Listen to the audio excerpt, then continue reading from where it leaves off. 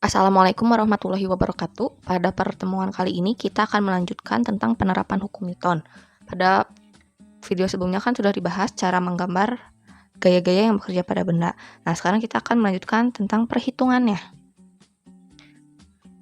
Kalau kita memberikan gaya pada sebuah benda, berarti ada dua kemungkinan.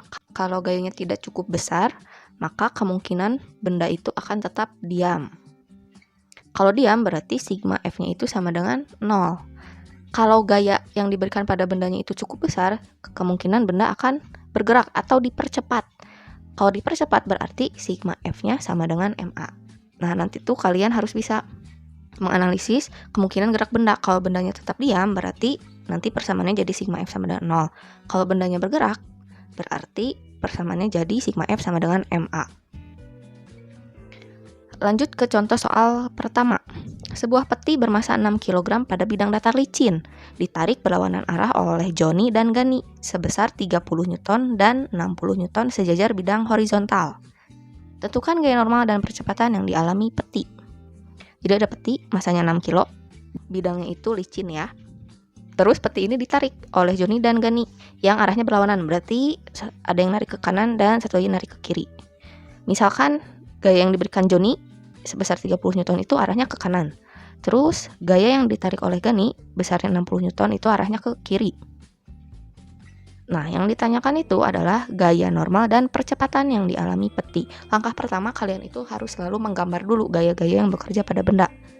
Kira-kira ada gaya apa aja? Ada gaya berat karena punya massa. Lalu karena bersentuhan dengan bidang atau lantai, maka ada gaya normal yang arahnya ke atas. Karena bidang datarnya licin berarti tidak ada gaya gesek. Berarti kita bisa lanjutkan selanjutnya ke perhitungannya. Pertama itu kita akan mengerjakannya per sumbu. Jadi langkah pertama itu kalau sudah digambar gaya-gaya yang bekerja pada kedua, selanjutnya langkah kedua yaitu kita akan mengerjakannya sesuai sumbu. Jadi kita ngerjain yang sumbu X, gaya-gaya di sumbu X aja, terus nanti terpisah gaya-gaya di sumbu Y saja. Misalnya kita mengerjakan yang gaya di sumbu Y. Nah, untuk gaya di sumbu Y, nilainya itu sigma F sama dengan 0. Kenapa sigma F-nya sama dengan 0? Sekarang kita lihat bendanya itu ditariknya ke kanan sama ke kiri. Kalau gitu kemungkinan geraknya berarti kalau nggak ke kanan ya ke kiri, atau kemungkinan gerak berada di sumbu X. Kalau di sumbu Y-nya mah dia diam saja. Kan nggak mungkin ditarik ke kanan atau ke kiri tapi geraknya ke atas ke bawah. Nggak mungkin. Makanya di sini sigma F-nya sama dengan 0. Karena benda diam di sumbu Y, tapi bergerak di sumbu X. Udah kayak gini kita lihat fokus gaya yang ada di sumbu Y. Berarti kalau enggak yang arahnya ke atas, yang ke bawah ada gaya apa aja? Ada N sama W. N ke atas, W ke bawah. Arahnya berlawanan. Biasanya yang ke atas itu positif, yang ke bawah negatif. Makanya persamaannya jadi N dikurangi W sama dengan 0. Negatif W-nya bisa pindah ruas nih biar jadi positif. Jadi N sama dengan W. Kita udah belajar nilai W itu sama dengan massa dikali gravitasi. W sama dengan M kali G. Masanya itu 6 kg di sini, terus gravitasinya kita anggap 10. Makanya 6 kali 10 yaitu 60 Newton. Ini dia gaya normalnya. Sekarang kita cari percepatan yang dialami peti. Berarti kita lanjutkan kerjakan sumbu X. Sigma Fx sama dengan 0 apa sama dengan MA? Sama dengan MA.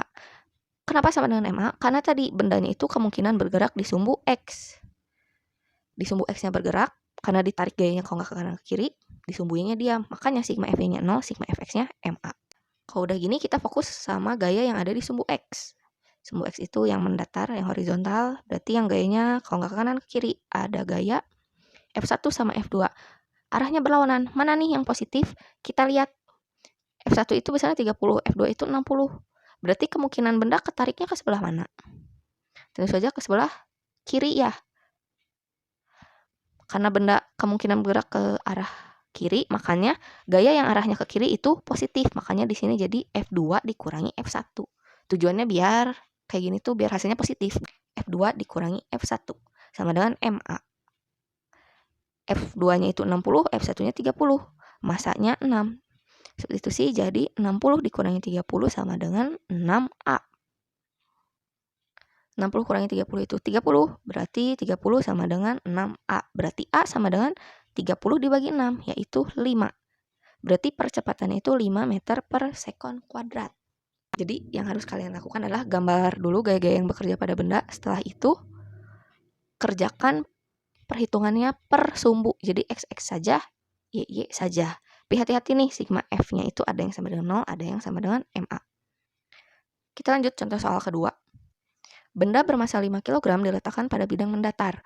Pada benda bekerja sebuah gaya horizontal sebesar 28 Newton. Jika koefisien gesekan kinetik antara benda dengan bidang 0,4, berapakah percepatan yang dialami benda? Ini bendanya 5 kg terletak pada bidang mendatar. Terus ditarik sebuah gaya horizontal sebesar 28 Newton. Berarti bebas ya F-nya mau ke kanan atau ke kiri. Karena cuma satu gayanya. Terus di sini jika koefisien gesekan kinetik antara benda dengan bidang adalah 0,4. Kalau ada kata-kata gini berarti lantainya itu kasar. Kalau kasar berarti ada gaya gesek. Yang ditanyakan itu nilai A. Langkah pertama, gambar dulu gaya-gaya yang bekerja pada benda. Ada gaya apa aja? Ada W yang arahnya ke bawah. Lalu ada normal, arahnya ke atas.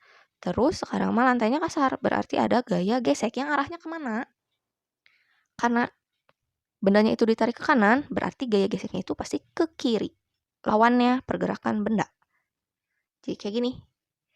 Kalau udah ngegambar gayanya, kita lanjutin ngerjain perhitungannya per sumbu. Misalnya sigma FY dulu. Karena benda ditariknya itu ke kanan berarti di arah sumbu X, berarti kemungkinan gerak benda itu ada di sumbu X. Benda bergerak di sumbu X, sedangkan di sumbu Y-nya mah diem, karena bendanya nggak gerak ke atas ke bawah. Makanya di sini sigma F sama dengan 0. Terus kita lihat gaya yang ada di sumbu Y.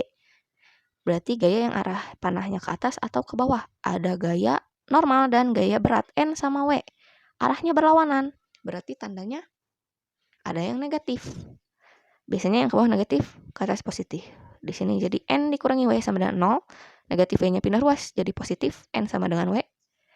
Kita cari nilai W. Ingat W itu M kali G. Massa kali gravitasi. Massanya 5, gravitasinya 10. 5 kali 10 yaitu 50. Selanjutnya kita kerjakan yang sigma Fx. Karena benda bergerak di sumbu X berarti sigma Fx sama dengan MA. Berarti benda bergerak di sumbu X. Kita lihat gaya yang ada di sumbu X. Ada gaya apa aja? Ada gaya F yang 28 Newton dan ada gaya gesek Fg. Arahnya berlawanan, yang positif yang mana? Karena benda ditarik ke kanan berarti bendanya pasti geraknya ke arah kanan. Kalau gitu yang panahnya ke kanan tandanya positif. Jadi gaya yang searah dengan gerak benda tandanya positif. Sedangkan gaya yang berlawanan dengan gerak benda itu tandanya negatif. Berarti F dikurangi Fg sama dengan MA. F-nya itu 28, F gesek itu ingat nilainya mu K dikali N. Mu itu koefisien gesekan. Yang nilainya 0,4 dikalikan N-nya itu normal. Normalnya tadi kita udah dapat dari sigma FY yaitu 50. Berarti tinggal dimasukin 28 dikurangi 0,4 dikali 50 sama dengan 5A. 0,54 dikali 50 yaitu 20. Berarti 28 kurangi 20 sama dengan 5A. 28 kurangi 20 yaitu 8 sama dengan 5A. Berarti A sama dengan 8 per 5. Atau kalau mau dalam desimal jadi 8 bagi 5 yaitu 1,6 meter per sekon kuadrat. Contoh soal ketiga. Sebuah peti bermassa 40 kg mula-mula diam di atas lantai horizontal yang kasar. Terus di sini ada mu K-nya 0,2, mu S-nya 0,5. Kemudian peti itu ditarik hingga bergerak dengan gaya F sebesar 200 Newton yang arahnya seperti pada gambar. F-nya 200 Newton, nyerong ke atas kanan membentuk sudut theta terhadap horizontal. Terus jika sin theta sama dengan 0,6 dan cos theta sama dengan 0,8, tentukan percepatan yang dialami peti. Tetap mau gayanya miring kayak gini pun kita gambar dulu gaya-gaya yang bekerja pada benda. Ini gayanya membentuk sudut theta terhadap horizontal, terus kita gambar ada gaya berat arahnya ke bawah, terus ada gaya normal yang arahnya ke atas. Terus tadi bidangnya itu kasar. Kalau kasar berarti ada gaya gesek yang arahnya kemana? Karena bendanya ditarik nyerong ke atas kanan, berarti benda kemungkinan geraknya ke kanan. Kalau gitu gaya geseknya itu pasti ke kiri. ke lawannya. F geseknya ke kiri. Kalau udah kayak gini, karena ada gaya yang miring, berarti harus kita luruskan, harus kita proyeksikan. Caranya gambar dulu sumbu X dan Y. Kayak gini. Terus gaya yang miring, di sini gaya yang miringnya cuman F ya. Berarti F ini harus kita luruskan ke sumbu X dan sumbu Y. Caranya dijatuhkan ya, kan udah tahu. Kita jatuhkan ke sumbu X. Tarik garis putus-putus dari ujung panah ke sumbu X. Terus tarik garis panah dari pusat ke garis putus-putus tadi. Ini tuh pas dijatuhkan, ada sudut. Berarti dia jadi F cos. Sekarang kita jatuhkan ke sumbu Y. Tarik garis putus-putus ke sumbu Y. Tarik garis panah dari pusat ke garis putus-putus tadi. Ini jadi pas dijatuhkan tidak ada sudut, berarti jadi F sin theta. Kalau udah kayak gini, gayanya udah lurus, kita tinggal lakukan perhitungan. Jadi yang dipakai itu nanti cuma F sin sama F cos. F aja mah udah nggak dipakai, soalnya udah diproyeksikan. Misalnya kita kerjain yang sigma FY dulu. Mirip kayak tadi, bendanya itu kemungkinan geraknya di sumbu X, di sumbu Y-nya diam, walaupun gayanya agak miring. Bendanya itu kemungkinan geraknya di sumbu X. Berarti benda bergerak di sumbu X, tapi diam di sumbu Y. Makanya di sini sigma FY sama dengan 0. Sekarang kita lihat gaya-gaya yang bekerja di sumbu Y. Lihat panah yang arahnya ke atas atau ke bawah. Ada gaya apa aja? Ada F sin, ada N, dan ada W. Yang panahnya ke atas itu tandanya positif, yang ke bawah negatif. Jadi persamaannya kayak gini. F sin theta ditambah N dikurangi W. Sama dengan 0. Nah, yang negatif pindah ruasin biar positif. Jadi F sin tambah N sama dengan W. Kalau udah gini tinggal masukin angkanya. F-nya itu tadi 200 ya. Terus sinnya di soal sebelumnya itu diketahui nilainya 0,6. Lalu N-nya nggak tahu, tulis lagi aja N. Ditambah W-nya itu massa kali gravitasi. Massanya 40 dikali G-nya 10. 40 kali 10 jadi 400. Tinggal kaliin 200 dikali 0,6 yaitu 120 ditambah N sama dengan 400. Berarti N sama dengan 400 dikurangi 120. 400 kurangi 120 yaitu 280 Newton. Kita simpan dulu gaya normalnya. Sekarang kita lanjutin ke sumbu yang X, sigma Fx. Karena tadi bergerak di sumbu X, berarti sigma Fx-nya sama dengan MA. Sekarang kita lihat gaya-gaya yang ada di sumbu X. Berarti yang arahnya kalau nggak ke kanan, ke kiri. Yaitu ada gaya F cos theta sama F gesek. Yang mana yang positif? Tentunya F cos theta, karena benda cenderung gerak ke arah kanan. Yang panahnya ke kanan juga berarti dia yang positif. Berarti di sini F cos theta dikurangi F gesek sama dengan MA. Kita substitusikan nilai-nilainya. F-nya 200, cos theta-nya itu tadi 0,8. Dikurangi F geseknya. F geseknya dijabarin jadi mu K dikali N. Kenapa pakai mu K? Karena tadi di soal dikatakan bendanya itu bergerak, makanya pakai koefisien gesekan kinetis. Terus kita hitung 200 kali 0,8 itu 160 ya. Dikurangi mu K-nya 0,2, terus N-nya tadi udah dapat di atas ya. Dari sigma F-nya nilainya itu 280. Berarti 0,2 dikali 280 sama dengan masanya 40 dikali A. 0,2 kali 280 yaitu 56. Jadi 160 dikurangi 56 sama dengan 40A. 160 dikurangi 56 yaitu 104 sama dengan 40A, berarti A sama dengan 104 dibagi 40. Ini harusnya dibagi 40. 2,6 meter per sekon kuadrat. Jadi langkah pertama gambar gaya-gaya yang bekerja pada benda. Terus lihat gayanya, kalau ada yang miring berarti harus diluruskan ya, diproyeksikan atau dijatuhkan ke sumbu X dan Y. Udah gitu baru kita hitung per sumbu sigma FY sama sigma Fx.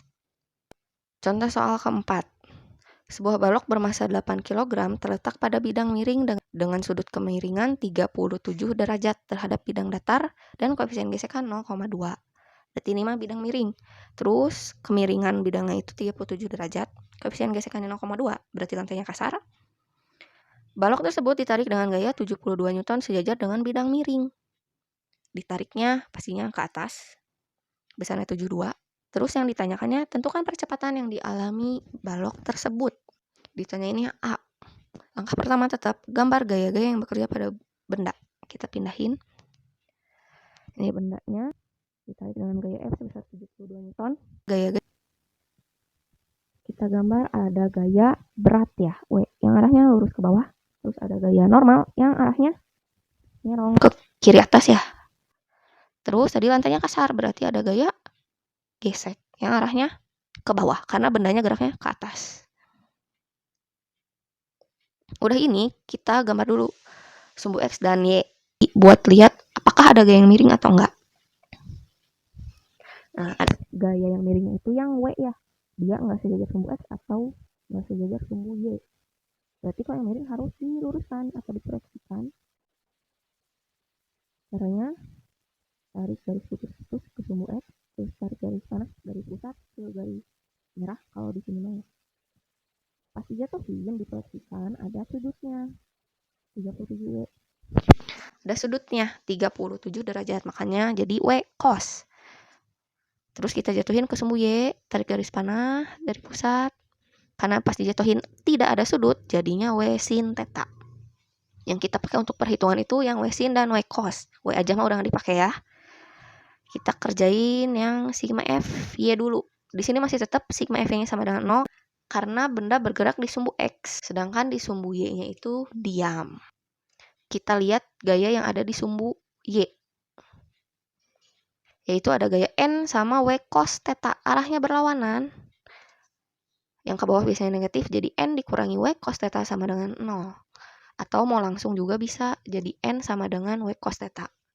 Atas sama dengan bawah, jadinya N sama dengan W cos theta. Tinggal masukin nilainya. W-nya itu 80, masanya 8, G-nya 10, jadi 8 kali 10 jadi 80. Dikalikan dengan cos 37.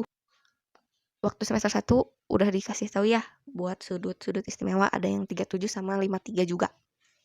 Bisa dilihat lagi catatannya, nilai cos 37 itu 4/5. Berarti di sini 80 bagi 5, yaitu 16 ya.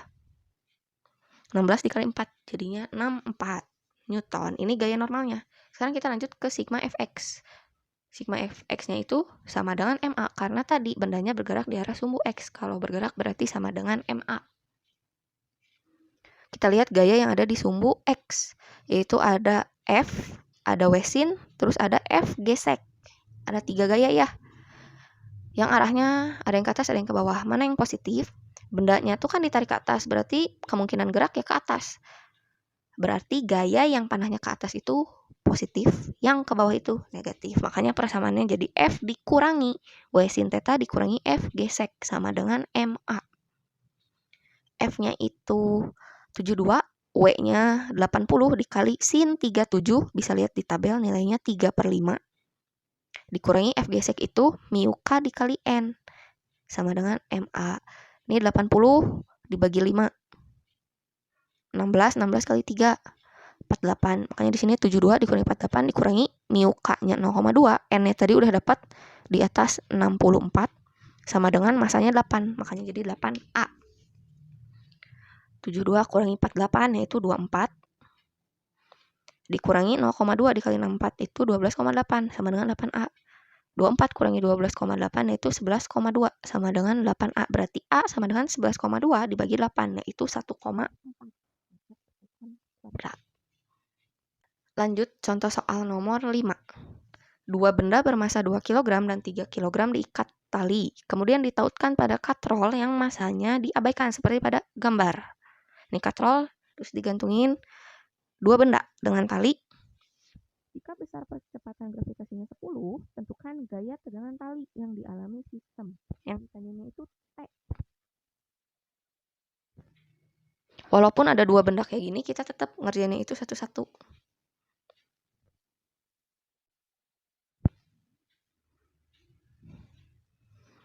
Kita kerjakan. Kita gambar dulu gaya-gaya yang bekerja pada benda. Misalnya benda yang 2 kg dulu. Ada gaya berat yang ke bawah. Terus ada gaya tegangan tali yang panahnya bolak-balik. Untuk benda yang 3 kg juga sama ya. Ada gaya berat sama ada gaya tegangan tali. Kan itu katrol. Di sebelah kirinya digantung yang 2 kg, sebelah kanannya 3 kg. Benda kira-kira geraknya ke arah mana? Tentu saja ke arah benda yang lebih besar masanya, berarti ke arah yang benda 3 kg. Berarti benda yang 2 kg itu ketarik ke atas, kalau yang 3 kg mah ketarik ke bawah, kayak gini. Sekarang kita fokus yang benda 2 kg dulu. Tadi ada gaya berat sama gaya tegangan tali. Nah, kita pakainya tegangan tali itu yang panahnya ke atas aja. Kenapa ke atas? Soalnya kan di sini kita lihat gambar yang kiri, panahnya itu bolak-balik. Jadi yang panahnya ke bawah itu gaya tegangan tali punya katrol. Kalau yang panahnya ke atas itu, yang ini tuh yang punya benda. Kalau yang ini punya katrol. Karena kita fokus benda, berarti lihatnya panah yang arahnya ke atas ini aja. Buat benda 3 kg juga sama. Terus benda 2 kg itu cenderung gerak ke atas. Kalau udah digambar gayanya, kita lanjut ke perhitungannya. Di sini, apakah ada sigma Fy dan sigma Fx? Kayak soal-soal sebelumnya? Enggak ya, cuman ada sigma Fy, karena bendanya bergerak di arah sumbu Y saja. Terus nggak ada juga gaya di arah sumbu X, berarti cuman ada sigma Fy. Nilainya itu sama dengan 0 apa sama dengan MA?